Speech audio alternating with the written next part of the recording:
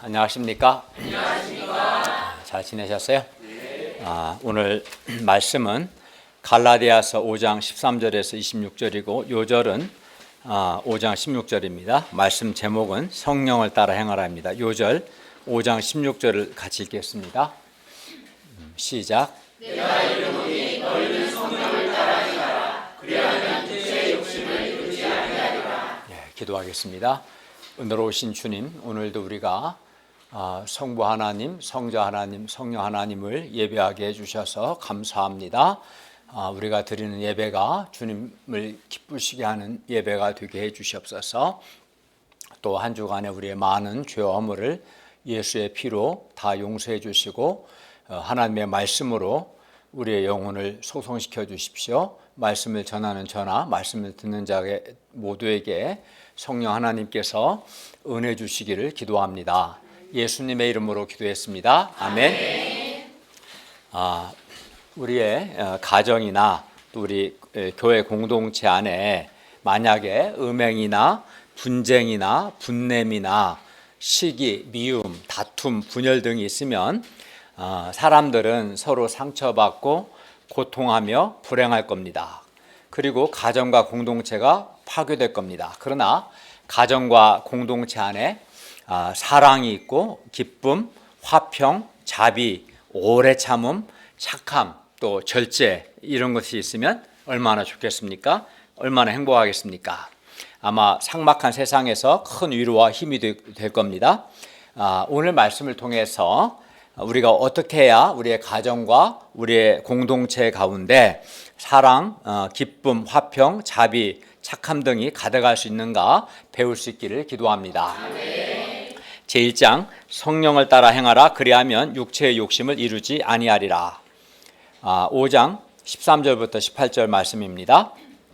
우리가 자유를 누리도록 하시려고 예수 그리스도께서 우리를 자유롭게 하셨습니다. 예수님을 믿기 전 우리는 약하고 천박한 초등학문, 초보 원리들의 종이었고 또 율법의 종이었고 죄와 사망의 종이었고 예수 믿기 전 우리는 사탄의 종이었습니다. 그러나 예수 그리스도께서 우리를 사랑하셔서 우리 죄를 위해서 십자가에서 우리를 대신하여 죽으심으로 우리를 율법의 종에서 자유케 하셨고 또 우리를 죄와 사망의 종에서 자유케 하셨고 우리를 사탄의 종에서 자유케 하셨습니다. 그리하여 예수 그리스도를 믿는 우리 신자들은 이제 종이 아니라 자유자들입니다.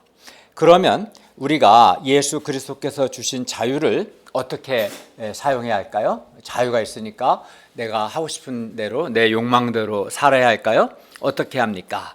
5장 13절을 다 같이 읽겠습니다. 시작. 형제들아 너희가 자유를 위하여 부르심을 입었으나 그러나 그 자유로 육체의 기회를 삼지 말고 오직 사랑으로 서로 종노릇하라. 바울은 우리 그리스도인들이 자유를 얻은 자들임을 말하면서 그 자유로 육체의 기회를 삼지 말고 오직 사랑으로 서로 종노릇하라라고 말씀합니다. 예수 그리스도께서 우리를 자유롭게 하신 것은 우리가 주께서 주신 그 자유로 육체의 기회를 삼지 않고 즉 육체의 욕망을 채울 기회로 삼지 않고 오직 사랑으로 서로 종노릇하도록 즉 사랑으로 서로를 섬기도록 하기 위해서입니다. 먼저 우리 그리스도인들, 우리 신자들은 예수 그리스도께서 주신 자유로 육체의 기회, 즉 육체의 욕망을 채울 기회를 삼지 않아야 합니다. 여기서 육체는 우리 그냥 신체를 가리키기보다는 인간의 타락하고 저급한 본성, 하나님을 거역하는 인간의 죄성을 가리킵니다. 만약 우리가 예수 그리스도께서 주신 자유로 우리의 육체의 기회, 육체의 욕망을 채울 기회를 삼으면 어떻게 될까요? 예수님이 주신 자유로 육체의 기회를 삼으면, 육체의 욕망을 채울 기회로 삼으면 어떻게 될까요? 우리가 그렇게 되면 우리는 예수 그리스도께서 우리에게 주신 자유를 잃어버리게 돼요. 역설적으로 자유를 잃고 도리어 다시 죄의 종이 되어버리는 거예요. 다시 죄의 종이 됩니다. 게다가 그리스도인들은 5장 24절에서 육체와 함께 그 정욕과 탐심을 십자가에 못 박은 사람들입니다. 그러므로 우리는 예수 그리스도께서 주신 자유로 육체의 기회, 즉 육체의 욕망을 채울 기회를 삼지 않도록 해야 합니다. 다음으로 우리 그리스도인들은 예수 그리스도께서 주신 자유로 오직 사랑으로 서로 종로로 타는, 즉 사랑으로 서로를 섬기는, 종로로 탄다는 말은 섬기는 거죠. 서로 섬기는 삶을 살아야 합니다. 그때 우리는 이것도 역설적이죠. 내가 누구를 사랑해서 그에게 종로로 타는, 그를 사랑으로 섬기면 신기하게도 종이 되는 게 아니라 우리는 자유하게 돼요. 참 신기하죠.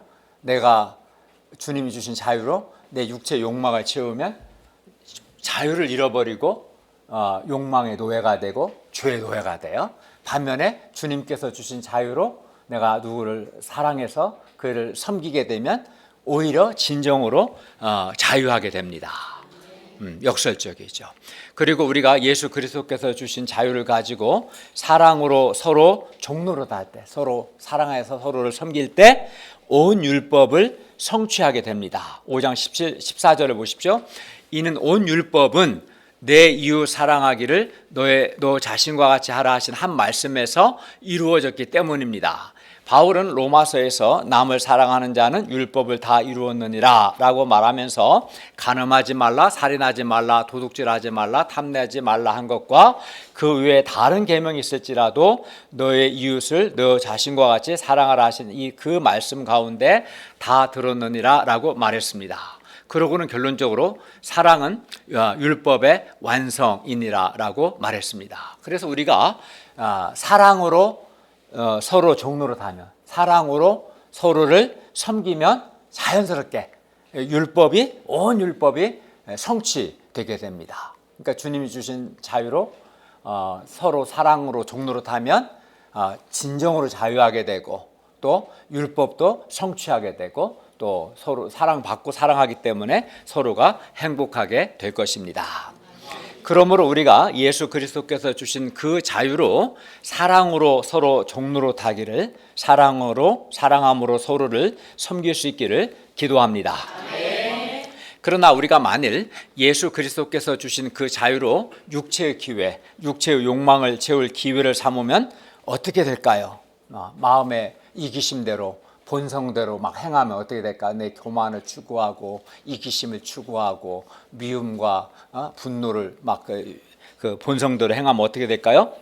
5장 15절을 읽겠습니다. 시작. 만일 서로 물고 먹으면 피차 멸망할까 조심하라. 5장 15절은 당시 갈라디아 교회의 상황을 말해줍니다. 사랑으로 서로 종로로 다지 않고 짐승처럼 서로 물고 먹으면 결국은 피차 멸망합니다. 갈라디아 교회 안에 서로 물고 먹는 것, 그 갈등과 분쟁이 있었던 것 같습니다. 5장 26절을 보면 갈라디아 교회 안에 헛된 영광을 구함으로 서로를 노엽게 하고 서로 투기하는 일들도 있었습니다. 그리고 뿐만 아니라 우리가 보게 될 5장 19절부터 21절에서 말하는 육체의 일들도 있었음이 분명합니다. 바울이 볼 때 갈라디아 교회 문제의 근본적인 원인은 그들이 성령을 따라 행하지 않았기 때문입니다. 성령을 따라 행하지 않고 육체의 욕심대로 행했기 때문에 그들 가운데 육체의 일들과 여러 문제들이 있었던 겁니다. 그래서 사도 바울은 그들이 이제 성령을 따라 행해야 함을 말씀합니다. 이게 해법입니다. 5장 16절을 다 같이 읽겠습니다. 시작. 내가 이르노니 너희는 성령을 따라 행하라. 그리하면 육체의 욕심을 이루지 아니하리라. 5장 16절은 명령과 약속으로 되어 있어요. 너희는 성령을 따라 행하라는 명령이고요. 그리하면 육체의 욕심을 이루지 아니하리라는 약속입니다. 바울은 갈라디아 교회 신자들이 성령을 따라 행하면 결코 육체의 욕심을 이루지 아니할 것이라고 말씀합니다. 육체의 욕심을 이루지 아니할 것이라고 말합니다. 우리는 순결하고 거룩한 진실한 삶을 살고 싶습니다. 그러나 또 한편 육체의 욕심을 극복하기가 얼마나 어렵습니까? 실제로 많은 사람들이 육체의 욕심을 극복하지 못해서 5장 19절부터 21절에 언급된 육체의 일들을 열매 맺고 결국 죄의 종이 됩니다. 5장 19절에서 21절에 그런 육체 일들을 막 하려고 막 작정하고 하는 사람이 몇이나 있겠어요? 가능하면 사람들은 할 수 있으면 거룩하고 순결한 삶, 진실한 삶을 살고 싶겠죠. 그렇지만 많은 사람들이 육체의 욕심을 극복하지 못하기 때문에 육체의 일들을 열매 맺게 되고 많은 가정과 공동체에 어려움을 겪게 됩니다. 그러나 놀랍게도 성경은 5장 16절에 뭐라고 합니까? 우리가 성령을 따라 행하면 육체의 욕심을 이루지 않을 수 있다라고 말씀합니다. 우리가 육체의 욕심을 이루지 않을 수 있는 비결은 성령을 따라 행하는 겁니다. 우리가 성령을 따라 행하면 육체의 욕심을 이루지 않을 수 있다. 얼마나 놀랍습니까? 내 개인적인 의지나 내 결단만으로는 육체의 욕심을 극복이 안 되죠. 근데 오늘 5장 16절 말씀은 우리가 성령을 따라 행하면 육체의 욕심을 이루지 않는다라고 말씀합니다. 놀라운 거죠. 육체의 욕심을 이루지 않을 수 있는 길이 있는 거죠. 우리 신자들에게. 신자와 불신자의 가장 큰 차이는 신자는 그리스도인은 예수 그리스도를 믿을 때 성령을 받아 성령 하나님께서 예수 믿는 그 사람 안에 거하신다, 내주하신다는 것이고, 불신자는 성령이 없다는 거예요. 이게 가장 큰 차이입니다. 이게 결정적인 차이입니다. 신자냐 불신자 결정적인 차이는 그에게 성령이 있냐 없냐 이겁니다. 우리가 성령을 따라 행한다는 것을 이해하기 위해서 먼저 우리는 성령에 대한 올바른 이해가 있어야 돼요. 성령님은 하나님이십니다. 그러니까 성령 하나님은 성부 하나님, 성자 하나님이신 예수 그리스도와 마찬가지로 하나님이시기 때문에 성령님은 우리가 이렇게 예배하고 찬송하고 경배해야 할 하나님이십니다. 성령님은 성령 하나님께서 우리를 거듭나게 중생하게 하시고 거듭난 신자 안에 성령 하나님께서 거하십니다. 그리고 우리가 지난 시간에 4장 6절에서 배운 것처럼 성령님께서 우리 안에 거하셔서 우리로 성부 하나님을 아빠, 아버지라고 부르게 하십니다. 갈라디아 교회 신자들이 예수 그리스도의 복음의 말씀을 듣고 믿었을 때, 그때 그들이 이제 성령을 받았습니다. 그리고 그들 안에 성령 하나님의 내주, 성령 하나님이 그들 안에 거하시는 것이 시작되었어요. 근데 우리도 그래요. 우리도 예수 그리스도의 복음을 듣고 믿었을 때 우리 역시 성령님을 받았고, 성령 하나님, 우리가 정말 예수 그리스도를 믿었다면 우리가 성령님을 받았고 성령 하나님께서 우리 안에서 거하기 시작했습니다. 성령께서 우리 안에 거하시는 것을 성령님이 내주하신다 이렇게 말해요. 그리고 우리 안에 거하시는 성령 하나님께서는 우리 안에 거하셔서 뭐 하세요? 우리 안에 거하셔서 하나님의 말씀을 통해서 우리를 인도하시고 예수 믿는 신자를 도우십니다. 그러니까 성령님께서 우리 안에 거하셔서 말씀을 통해 하나님의 뜻을 깨닫게 하시고 우리를 인도하시고 우리를 도우십니다. 그러면 성령을 따라 행한다는 것은 어떻게 하는 것입니까? 성령을 따라에 해당하는 푸니마테라는 단어는 이제 도구적 역격으로 되어 있고, 행하다라는 말은 걷다, 행하다, 살다 이런 뜻입니다. 그러니까 성령을 따라 행한다는 것은 한마디로 성령에 의해 살아가는 것, 성령의 인도함을 받는 것 이런 말이고요. 바울은 5장 16절에서는 뭐라고 했어요? 성령을 따라 행하라 이렇게 능동태로 말했고, 5장 18절에서는 너희가 성령의 인도하시는 바가 되면 이렇게 수동태로 표현했고요. 다시 5장 25절에서는 성령으로 행하라 이렇게 말씀합니다. 그러니까 성령을 따라 행한다는 것은 뭡니까? 성령 하나님에 의해서 내가 살아가는 것이고, 성령을 성령님을 따라가는 것이고 성령 하나님의 인도하심을 받는 것이고 성령 하나님께 순종하여 사는 것을 가리킵니다. 성령을 따라 행한다는 것은 너희 안에 거하시는 성령 하나님께 순종하라. 너희 안에 거하시는 그 성령 하나님의 인도하심을 받아라. 이런 의미라고 볼 수 있겠죠.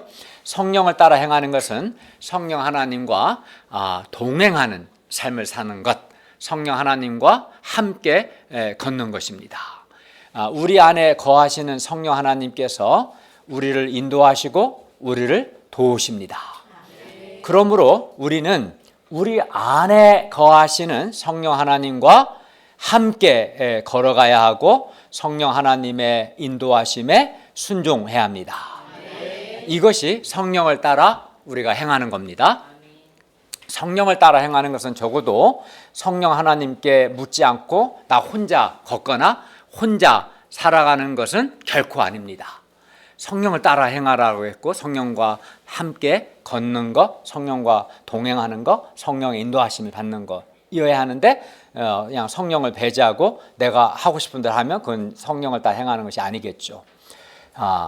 성령을 따라 행한다는 것은 비유를 한다면 정확한 비유인지는 모르겠지만 여러분이 잘 아는 것처럼 2인 삼각경기로 비유할 수 있을 겁니다. 2인 두 사람이 삼각경기는 다 아시는 것처럼 두 사람이 한번 나와서 해볼까? 네, 두 사람이 이제 한 다리를 끈으로 묶고 달리는 경기잖아요. 우리 대한 목자님과 태진 목자님이 한 사람 왼쪽 한 사람 오른쪽 다리를 묶고 같이 달리는 경기인데 2인 삼각 두 사람이 세 다리죠. 그러니까 한 다리에서 지금 묶었으니까 두 사람이 세 다리를 걷는 경기이기 때문에 두 사람의 호흡이 아주 중요해요. 그죠? 호흡이 아주 중요합니다. 한 사람처럼 걸으면 빨리 걸을 수 있겠죠? 제가 여러분도 그러시겠지만 2인 삼각 경기하는 것을 본 적이 있었습니다. 저는 2인 삼각 경기를 보면서 그리스도인의 삶이라는 것이 성령, 물론 비유적인 표현이죠. 성령님 눈에 안 보이지만 성령 하나님께 나의 다리를 묶고 성령 하나님께 순종하여 성령 하나님과 함께 걷는 것. 내 다리를 성령님께 묶어서 성령 하나님과 함께 걷는 것이다 라고 생각했습니다. 그런데 내가 성령 하나님과 대등한 것은 아니고 성령님은 하나님이시고 나는 피조물이니까요. 성령 하나님께서 나를 인도하시고 나는 성령 하나님께 순종하는 것. 성령님은 인도하시고 나는 순종하는 것. 우리 사람끼리는 대등하지만 성령님은 하나님이시고 우리는 피조물이기 때문에 성령님께서 우리를 인도하시고 나는 성령 하나님께 순종하는 것. 이것이 성령을 따라 행하는 겁니다. 그런데 어떤 사람은 자신이 신자라고 하면서도 자기 예수 믿는 신자라고 말하면서도 성령 하나님의 인도하심을 받지 않고 성령 하나님께 순종하지 않고 자기 생각, 자기 감정, 자기 계획, 자기 욕심을 따라 살아갑니다. 이거는 참 신자가 아닌 거죠. 그러나 성령을 따라 행하지 않고 내 마음대로 사는 것은 결코 그리스도인의 삶이 아닙니다.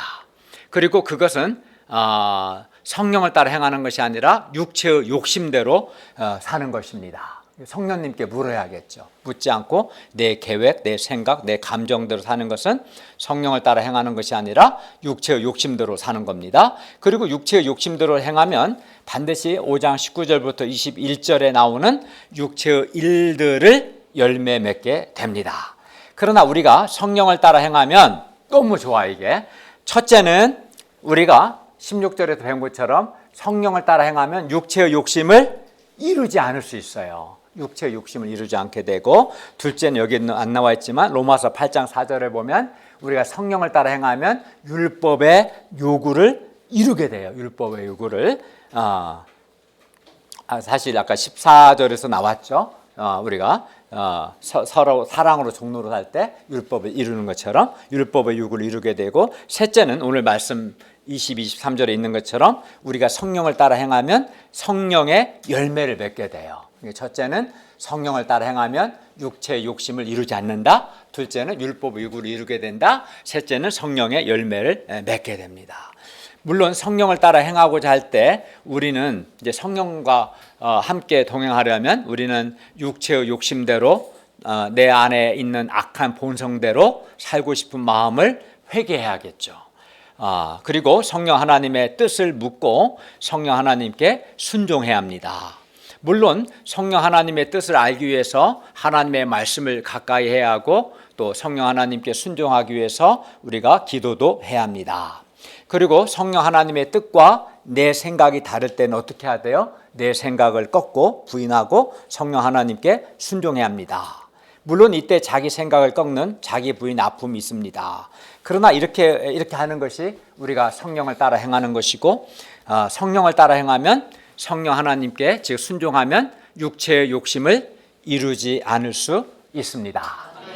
저는 지난 30수년의 목자 생활할 때 한마디로 말한다면 저는 끊임없이 자기 부인하는 걸 배웠어요.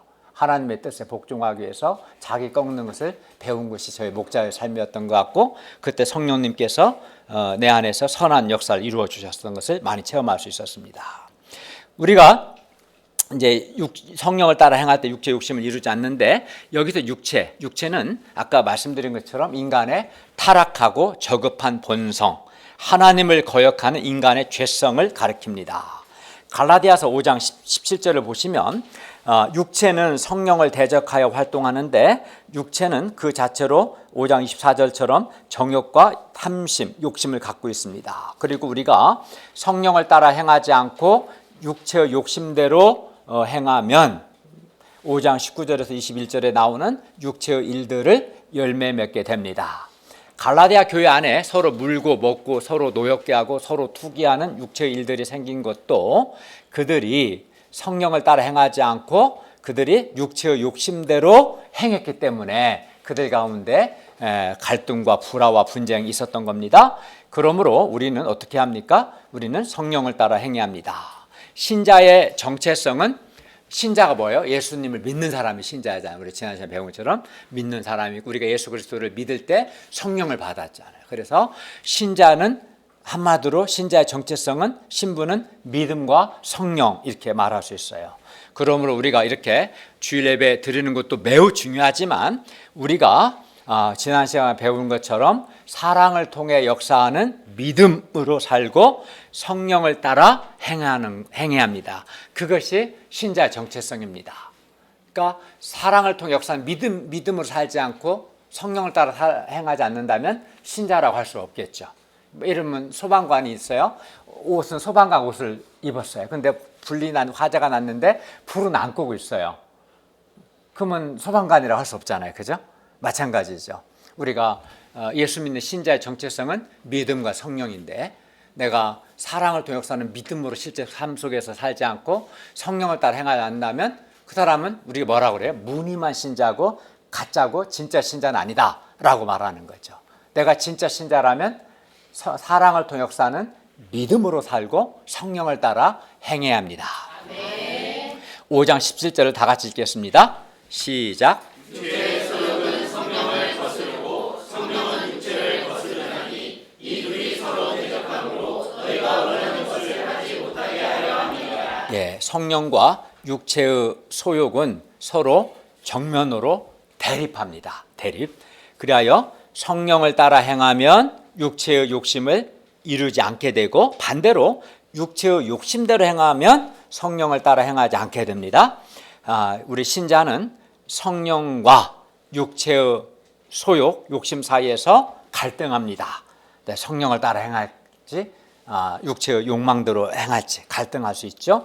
그러나 신자가 우리가 16절에 배운 것처럼 성령을 따라 행하면 육체의 소욕을 충분히 극복할 수 있습니다. 그냥 대등하진 않아요. 성령과 육체의 소욕 사이에 성령이 더 강해요. 왜냐하면 예수 그리스도께서 로마서 8장 3절에서 십자가 위에서 단번에 육체의 세력을 처리하셨어요. 좀 어려운 말이지만 어쨌든 주께서 육체의 세력을 처리하셨고, 그리스도인들은 육체의 세력보다 더 강력한 성령 하나님의 지배 아래 살아가기 때문에 그렇습니다. 그래서 육체의 소욕과 성령이 서로 대립한다고 해서 동등하냐, 그렇진 않아요. 우리는 십자가에서 예수님께서 우리 안에 육체의 세력을 처리하셨고 성령님이 더 강력하시기 때문에 우리가 성령을 따라 행하면 육체의 소욕을 이길 수 있습니다. 5장 18절을 읽겠습니다. 시작. 너희가 하나님의 성령의 인도하심을 받아들여 율법 아래 있지 아니하리라. 성령 하나님께서 그리스도인 안에 내주하시면서 신자를 인도하십니다.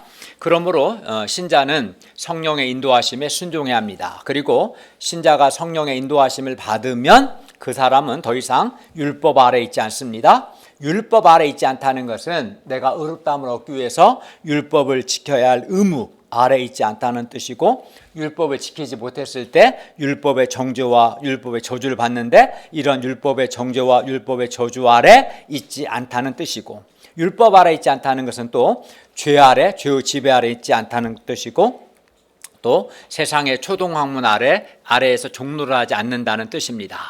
그렇기 때문에 우리가 성령의 인도하심을 받는 것은 큰 복입니다. 성령의 인도하심을 받는 사람은 율법 의무 아래 있지 않고 율법의 정죄, 율법의 저주 아래 있지 않겠고 죄의 지배 아래 있지 않게 돼요. 그러니까 얼마나 큰 복입니까? 또 세상 초동학문, 초보 원리들 아래 있지 않게 되는 거예요.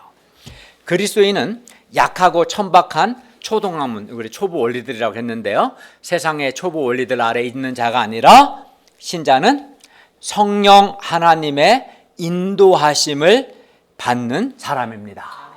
성령은 그래서 신자들의 신분을 규정하는 원리일 뿐만 아니라 신자가 뭐냐? 성령을 받은 사람, 신분, 그리고 신자의 삶을 규정하는 원리, 성령을 따라 행하는 게 신자니까 성령님은 우리 신자의 신분과 우리의 삶을 규정합니다. 우리가 생각해 보세요. 성령 하나님의 인도하심과 도우심을 받을 수 있다는 것은 정말 놀라운 은혜고 복입니다. 사람들이 몰라서 그렇지. 어제 우리 교회 지훈이가 왔어. 지훈이가 엄마 아빠 특송연수 갈 때 이쁘죠. 그렇지만 만약에 여러분이 지훈이한테 인생 어떻게 살아하는가 상담하고 물어보고 그러면 되겠어요? 얘를 우리가 덜 봐줘야 하잖아요. 외국에 가는데 어떻게 갔지? 뭐 어떤 문제를 어떻게 해결해? 물어보면 안 되잖아요. 그렇잖아요. 근데 세상 사람들이 그 세상 초동학문, 초보 원리가 사실은 지훈이 같은 거, 지훈이나 사랑같이 어린 아이들한테 물어보는 거 똑같은 거지. 그게. 근데 우리는 그게 아니고 성령님 우리 배우는 하나님이시잖아요. 성령 하나님, 전능하신 성령 하나님이 우리 안에 거하셔서 하나님의 뜻을 깨닫게 하시고 우리를 인도하시고 우리를 도와주셔요. 그렇기 때문에 우리가 어린애가 아니라 세상 초보 원리가 아니라 성령 하나님의 인도하심과 도우심을 받을 수 있다는 것은 정말 놀라운 은혜고 복입니다. 우리가 이제 내비게이션이 있기 때문에 우리는 이제 운전할 때 낯선 곳, 처음 가는 곳이라도 두려움 없이 운전할 수 있어요. 내비게이션이 잘 안내해 주니까요. 그런데 하나님이신 성령님께서 우리 안에 거하시면서 하나님의 말씀으로 우리를 인도하시고, 내비게이션은 고장날 수 있지만 성령님은 고장 안 나잖아요. 성령 하나님께서 우리를 인도하시고 우리를 도우시기 때문에 얼마나 감사합니까? 그렇죠? 예.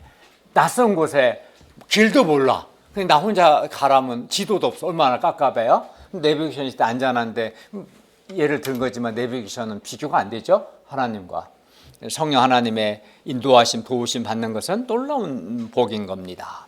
성령 하나님께서 우리 안에 거하시면서 내가 하나님의 자녀라는 확신도 주시고 우리 영과 더불어 성부 하나님을 가리켜 아빠 아버지라고 부르게도 하시고, 이것도 감사하죠. 또 우리가 성령을 따라 행할 때 육체의 욕심을 이루지 않을 수 있는 것, 이것도 얼마나 감사합니까?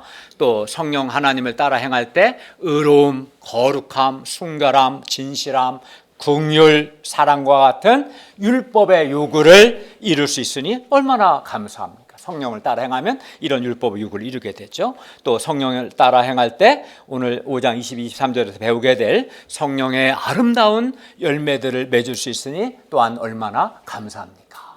그러니까 성령을 따라 행할 수 있는 것은 엄청난 은혜고 복인 겁니다. 네. 물론 명령으로 주신 말씀이긴 하지만 그 자체는 굉장한 은혜고 축복인 거죠. 우리가 성령 하나님을 따라 행하는 것이 큰 은혜요, 큰 복임을 깨닫기를 바랍니다.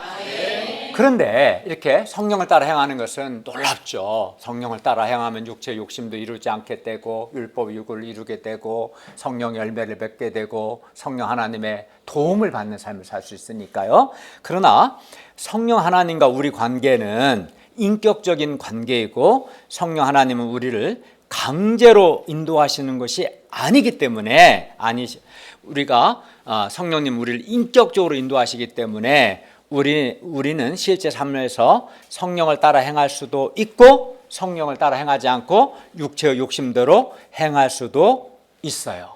강제로 하진 않아요. 하나님은 각 사람을 인격적으로 인도하시는 거지. 그래서 내가 거부할 수 있어요. 싫은데요? 우리가 싫은데요 말하는 사람도 있는데 그런 사람 그럴 수도 있는 거예요. 얼마든지. 성령님은 우리를 강제로 인도하시지 않습니다. 인격적으로 우리를 존중하며 인도하시기 때문에 우리가 선택을 해야 돼요. 성령을 따라 행할지 육체 욕심도 행할지. 그래서 바울은 명령령으로 성령을 따라 행하라 라고 우리 명령하는 거죠. 왜냐하면 성령을 따라 행하지 않을 수도 있으니까요.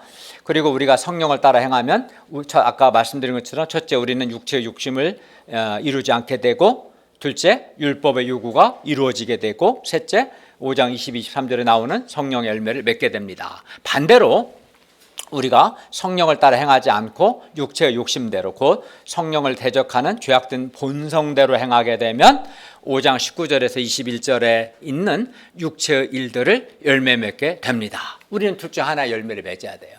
5장 19절에서 21절에 있는 육체의 일들을 열매 맺든지 아니면 성령을 따라 행함으로 5장 22, 23절에 열매를 맺든지 둘 중 하나를 선택해야 합니다. 그리고 갈라디아 교회뿐만 아니라 오늘날 현대 교회 특히 한국 우리 교회 안에도 육체의 일들이 있습니다. 신자라고 해서 자연스럽게 성령의 열매를 맺는 것이 아닙니다. 신자가 성령을 따라 행하지 않고 육체의 욕심을 따라 행하면 성령의 열매를 맺는 것이 아니라 육체의 일들을 아주 부끄러운 육체의 일들을 열매 맺습니다. 굉장히 부끄러운 거죠. 그러므로 우리가 가정과 교회 공동체 안에서 그리고 직장에서 성령을 따라 행함으로 율법의 요구를 이루고 성령의 열매를 맺을 수 있기를 기도합니다. 아멘. 이 시간 여러분이 자신을 돌아보세요. 오늘 5장 19절부터 21절 말씀, 22, 23절 말씀을 통해서 둘 중 하나일 겁니다. 나는 지금 현재 어떤 열매를 맺고 있는지, 나는 어떤 열매를 맺고 있는지 자신을 돌아보셔야 합니다. 그리고 육체 열매를 맺는 분들은 철저하게 회개해야 합니다. 성령을 따라 행함으로 성령의 아름다운 열매를 맺어야 합니다. 자신을 반드시 돌아보시길 바랍니다. 예. 성령 하나님께서는 하나님의 말씀을 통해서 우리에게 하나님이 기뻐하신 뜻이 무엇인지, 하나님의 선하신 뜻이 무엇인지를 깨닫게 하셔요. 성령님께서 말씀을 통해, 말씀이 중요한 거예요. 말씀을 통해서 하나님의 기뻐하시고 선하신 뜻이 무엇인지를 깨닫게 하시고 뿐만 아니라 하나님의 말씀을 통해서 우리에게 하나님의 뜻을 행하고자 하는 소원도 주십니다. 그리고 성령님께서 우리를 인도하시고 우리를 도우십니다. 놀랍죠. 그러므로 우리가 성령을 따라 행한다는 것, 성령의 인도하심을 받는다는 것은 성령 하나님께서 하나님의 말씀, 지금같이 선포된 이 말씀을 통해서 우리가 하나님의 뜻을 이제 깨닫게 하실 때, 예를 들어서 우리가 말씀을 통해서 가령 여러분이 잘 알고 있는 데살로니가전서 5장 16, 18절에 보면은 항상 기뻐하는 것, 쉬지 말고 기도하는 것, 범사에 감사하는 것이 그리스도 예수 안에서 너희를 향한 하나님의 뜻이다 이렇게 분명하잖아요. 이런 게 이제 말씀을 통해서 하나님의 뜻이 무엇인지 깨닫게 하시고 교만하지 말고 겸손하라는, 겸손한 게 하나님의 뜻이죠. 받은 은혜를, 감사 은혜를 감당하는 것이 하나님의 뜻이고요. 예수 그리스도의 복음을 전파하는 것, 우리가 말씀을 통해서 하나님의 뜻을 깨닫게 되고 그 뜻을 행하고자 하는 소원을 갖게 됐죠. 이렇게 성령님께서는 하나님의 말씀을 통해서 우리에게 하나님의 뜻을 깨닫게 하실 때, 그때 우리가 하나님의 뜻에 순종하는 것, 이게 이제 성령을 따라 행하는 겁니다.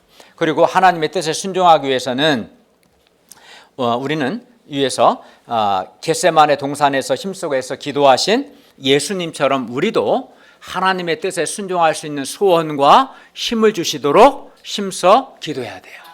왜냐하면 이제 머리로는 알아요. 성경 공부를 열심히 했고 말씀을 잘 가르쳐 주니까 무엇이 하나님이 기뻐하시고 선하신 뜻이 알긴 아는데 어때요? 알지만 아는 것과 실제로 내가 순종하는 건 별개잖아요. 순종하려면 말씀을 순종하고자 하는 소원도 있어야 하고 힘도 있어야죠. 근데 기도할 때 하나님이 우리에게 소원과 힘을 주시거든요. 그래서 기도가 중요하죠. 우리는 언제든지 성령을 따라 행하지 않고 육체의 욕심대로 행할 위험성이 우리에게 있습니다. 그러므로 우리가 겸손하게 하나님의 말씀으로 가르침과 양육을 잘 받고 기도에 힘쓰는 가운데 성령을 따라 행할 수 있기를 기도합니다. 그리하여 성령 하나님께 순종하고 성령 하나님 인도하심을 받는 큰 은혜와 복을 누리기를 바랍니다. 성령님의 인도함을 받는 것은 놀라운 축복인 겁니다. 정말 말할 수 없는 은혜고 복인 겁니다. 이 은혜와 복을 잘 누릴 수 있기를 바랍니다. 제2장 육체의 일들과 성령 열매 5장 19절에서 26절 말씀입니다. 5장 19절에서 21절은 육체의 일들의 목록입니다. 5장 19에서 21절을 보십시오. 한번 쭉 읽어볼까요? 같이 21절까지 19절부터 시작. 육체의 일은 분명하니 곧 은행과 더러운 것과 호색과 우상 숭배와 주술과 원수 맺는 것과 분쟁과 시기와 분쟁과 당지는 것과 부지런함과 이단과 희와 술 취함과 방탕함과 또 그와 같은 것들이라. 전에 너에게 경계한 것 같이 경계하노니 이런 일을 하는 자들은 하나님의 나라를 유업으로 받지 못할 것이요. 육체의 일은 분명하다는 것은 방금 읽은 5장 19절부터 21절에 있는 이 죄의 목록은 육체로부터 하나님의 거역하는 인간 죄성으로부터 비롯된 것이라는 것을 누구나 잘 알고 있다는 뜻입니다. 그리고 5장 19절부터 21절에 이 죄의 목록들은 육체 일들 죄의 목록들은 4개의 카테고리로 분류할 수 있어요. 첫째는 성적인 범죄, 음행, 더러운 거, 호색. 둘째 범주는 종교적인 범죄, 우상숭배, 주술. 셋째 범주는 인간관계나 공동체를 파괴하는 사회적 범죄인데 원수 맺는 것, 분쟁, 시기, 분냄, 당짓는 것, 분열함, 이단, 투기입니다. 넷째는 술과 관련된 범죄로서 술 취함과 방탕함입니다. 간단하게 보면 첫째 범주, 성적 범죄와 관련해서 음행은 음란한 짓은 모든 성적 부도덕함과 비합법적인 성행위를 가리킵니다. 더러운 것은 성생활을 잘못 행하는 것을 포함하여 다양한 형태의 도덕적인 악을 가리키고요. 호색은 성적인 쾌락과 방탕함과 모든 도덕적 교훈을 내던지고 부끄러움 없이 죄를 짓는 방종 생활을 가리킵니다. 둘째 카테고리 종교적인 범죄와 관련해서 우상숭배는 하나님 외의 다른 피조물을 예배하는 것을 포함해서 우상숭배 핵심이 이겁니다. 하나님이 아닌 것을 하나님보다 더 만족하고 하나님보다 더 즐거워하고 하나님보다 더 의지하거나 하나님 섬기는 것이 우상숭배 본질입니다. 그러니까 오늘날 우리가 하나님 믿는다 이렇게 하면서도 어떤 매력적인 사람이나 돈이나 쾌락이나 권력이나 잔재미 등을 하나님보다 더 만족하고 그것을 하나님보다 더 즐거워하고 하나님보다 더 섬긴다면 우리는 우상숭배의 죄를 짓고 있는 겁니다. 하나님이 아닌 것을 하나님보다 더 즐거워하거나 의지하거나 섬기는 그 모든 것이 다 우상숭배입니다. 그렇기 때문에 우리가 하나님보다 더 만족하고 더 즐거워하고 더 섬기는 것이 다 우리의 우상이 될 수 있습니다. 주술은 당시 이방 신들을 숭배하는 의식을 거행할 때 사람들에게 약물을 투입해서 황홀경에 빠지게 하는 것을 뜻했습니다. 그리고 이 주술은 근본적으로 하나님의 통치를 받아들이지 않는 마음과 행동에서 비롯됩니다. 살아계신 하나님의 통치를 받는 사람은 결코 점쟁이나 무당, 법사 등을 의지하지 않습니다. 셋째 카테고리는 인간관계나 공동체를 파괴하는 사회적 범죄와 관련해서 원수 맺는 것은 정치적, 인종적, 종교적 또는 기타 이유 때문에 개인 간이나 단체 간에 적대적인 감정을 갖거나 적대적인 행위를 하는 것, 이것이 원수 맺는 것이고요.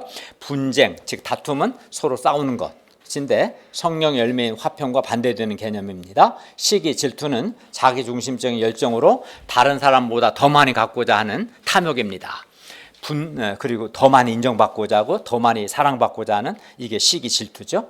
분냄, 즉 분노는 다른 사람에 대한 적대감과 시기를 감정적으로 표출하는 것이고요. 당짓는 것은 신약 성경에서 항상 피해야 할 악으로 제시되는데 자기 유익만을 추구하는 행위, 이기적인 야망을 뜻합니다.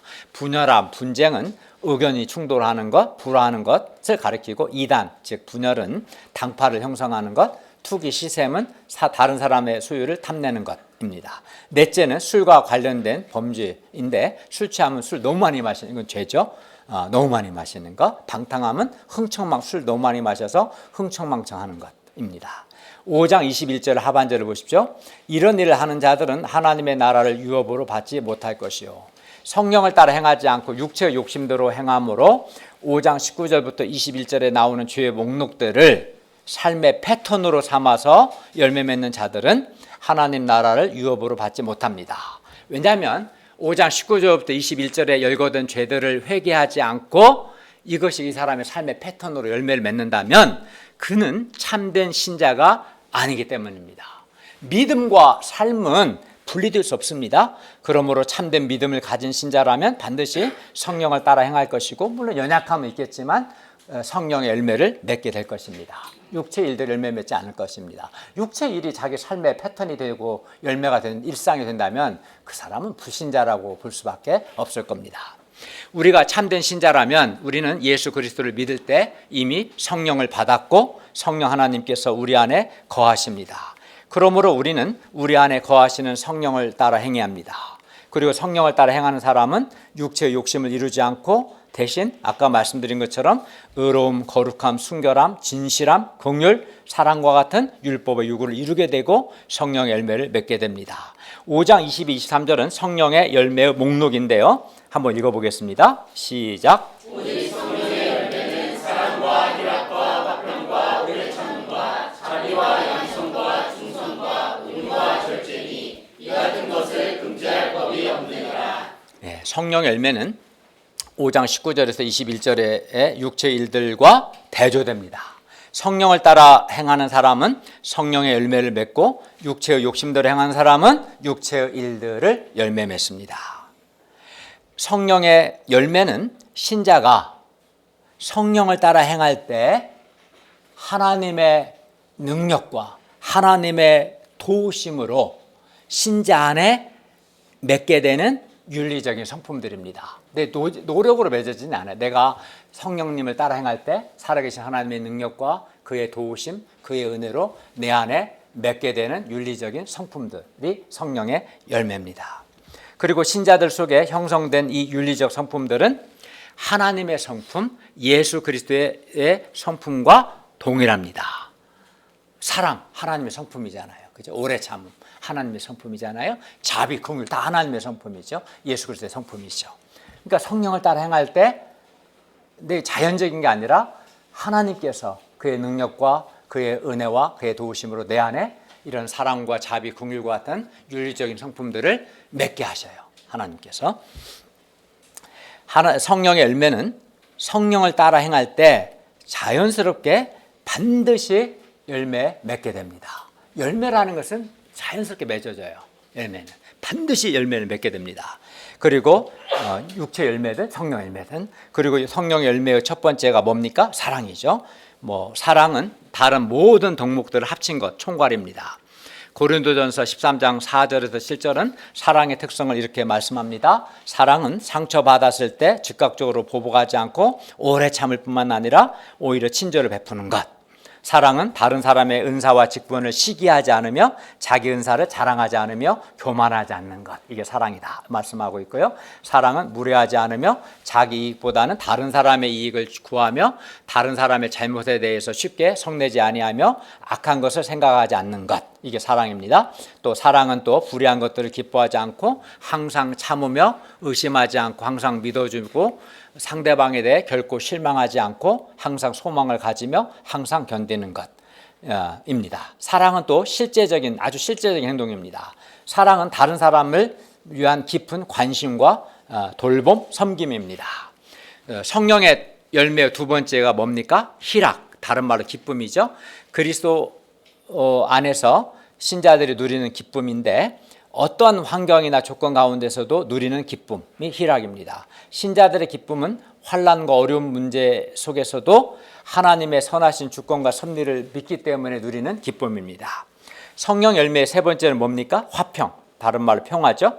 그리스도 안에서 하나님과 바른 관계를 가질 때 삶에 참된 평화가 있고, 그러니까 하나님과 불화하면 평화가 없죠. 하나님과 바른 관계에서 맺는 평화, 이 평화가 그리스도인의 마음과 생각을 지켜줍니다. 성령 열매의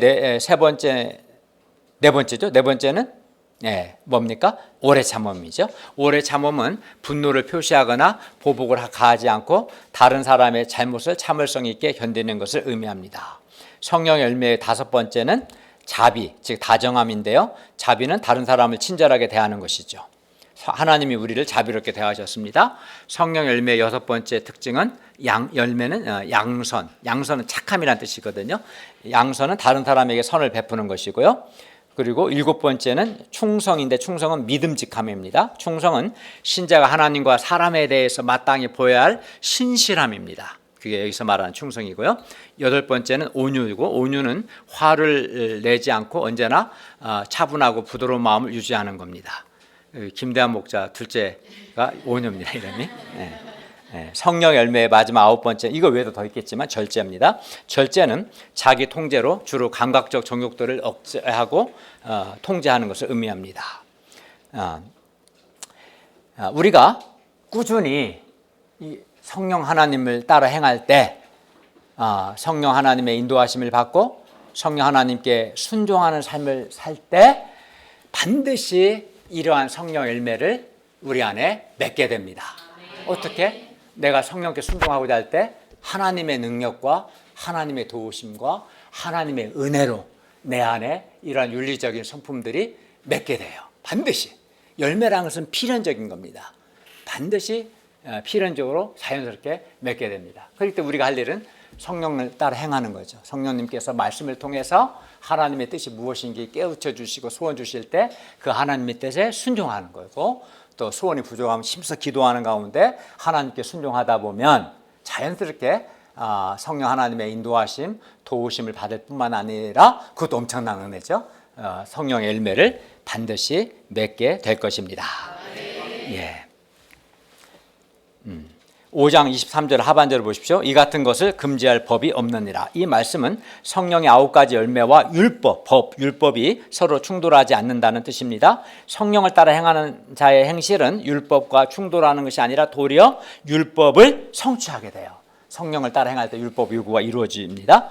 우리가 성령을 따라 행할 때, 우리가 성령 하나님께 순종할 때 우리는 자연스럽게 반드시 성령의 열매를 맺게 됩니다. 우리 자신을 돌아보셔야 돼요. 나는 지금 육체 일들이 많은지 성령 열매 많은지, 그 열매는 내가 예수 믿고 나서 지금까지 어떠한 삶을 살아왔는가를 말해주는 거예요. 그 열매가 그 사람의 인생을 말해주는 겁니다. 열매를 속일 수는 없습니다. 열매는 내가 정말 하나님 앞에서 진실하게 회개하고 성령을 따라 행하고자, 말씀을 순종하고자 애쓴 삶을 살았으면 성령 열매를 맺게 될 것이고, 말만 막 떠들어대고 실제 삶은 그렇게 살지 않았다면 그는 육체 일들이 열매 맺게 될 것이죠. 열매는 그가 하나님 앞에서 어떤 삶을 살았는가를 말해줍니다. 그렇기 때문에 우리의 가정과 우리 공동체 안에 사랑, 희락, 화평, 오래 참음, 자비, 양선, 충성, 온유, 절제 같은 성령 열매가 가득하다면 얼마나 좋겠습니까? 얼마나 행복하겠습니까? 우리가 성령을 따라 행함으로 육체의 욕심을 극복하고 성령의 열매를 맺을 수 있기를 기도합니다. 결론입니다. 우리 그리스도인들은 성령을 따라 행할 수도 있어요. 성령님 우리를 강제적으로 하시지 않기 때문에 성령을 따라 행할 수도 있고 육체의 욕심대로 행할 수도 있습니다. 그러나 그리스도인의 삶은 성령을 따라 행하는 것, 성령의 인도함을 받는 것, 성령으로 행하는 것이어야 합니다. 그게 신자의 정체성이죠. 그리고 우리가 성령을 따라 행할 때 우리는 육체의 욕심을 이루지 않을 수 있어요. 율법의 요구를 이루게 됩니다. 또 성령의 열매를 맺게 됩니다. 성령 하나님의 인도하신 도우심을 받게 됩니다. 그러므로 우리가 하나님의 말씀과 기도를 통해서 하나님께서 기뻐하시는 뜻을 분별하고 하나님의 뜻에 순종함으로 성령을 따라 행할 수 있기를 기도합니다. 성령을 따라 행하는 것이 얼마나 큰 은혜고 복인가 체험할 수 있기를 바랍니다. 내가 혼자 인생을 산다면 얼마나 힘들겠어요. 그죠? 근데 내배우시는 비교가 안 되죠. 성령 하나님께서 놀라운 거죠. 우리를 예수 믿고 구원하시고 내가 구원해 줬으니까 이제부터 니들 알아서 살아.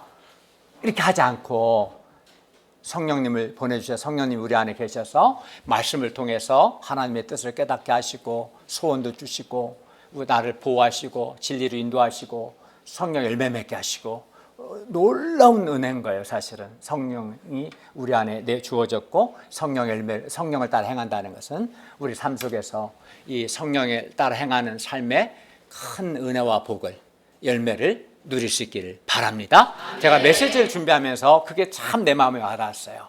성령을 따라 행하는 건 물론 명령으로 주어졌지만 이것이 정말로 놀라운 은혜구나. 아까 말한 내가 사랑이 주은이의 인도함을 받으면 되겠어요? 내가 얘를 돌봐야지. 그잖아요. 말도 못하는 이렇게 나무나 돌한테 어떻게 사냐 물어볼 수 있어요? 아닌 거잖아요. 그죠? 성령님은 살아계신 하나님이신데 성령 하나님께서 말씀을 통해서 하나님의 뜻을 깨닫게 하시고 때마다 거룩한 소원도 주시고 내 삶을 인도하시고 도우시고 보너스로 열매까지 맺게 하시고 얼마나 큰 복이고 은혜인가. 목자님들이 우리 형제 자매님들이 이것이 성령을 따라 행하는 것이 부담이 아니라 큰 은혜고 복이라는 것을 깨닫고 순종할 수 있기를 바랍니다. 네, 기도하겠습니다. 은혜로우신 주님, 오늘 말씀을 통해서 예수 그리스도께서 우리를 십자가의 죽으심을 통해서 자유케 하셨는데 그 자유로 서로 사랑으로 종로로 타는 삶을 살아야 하고 무엇보다 성령을 따라 행해야 하는 것을 가르쳐 주셔서 감사합니다. 성령을 따라 행하는 것이 큰 은혜고 복임을 가르쳐 주셔서 감사합니다. 우리가 성령님께서 말씀을 통해서 우리를 인도하실 때 순종함으로 육체의 욕심을 이루지 않고 도리어 율법의 요구를 이루고 성령 열매를 맺고 성령 하나님의 도우심을 풍성하게 누릴 수 있도록 도와주시옵소서. 예수님의 이름으로 기도하였습니다. 아멘.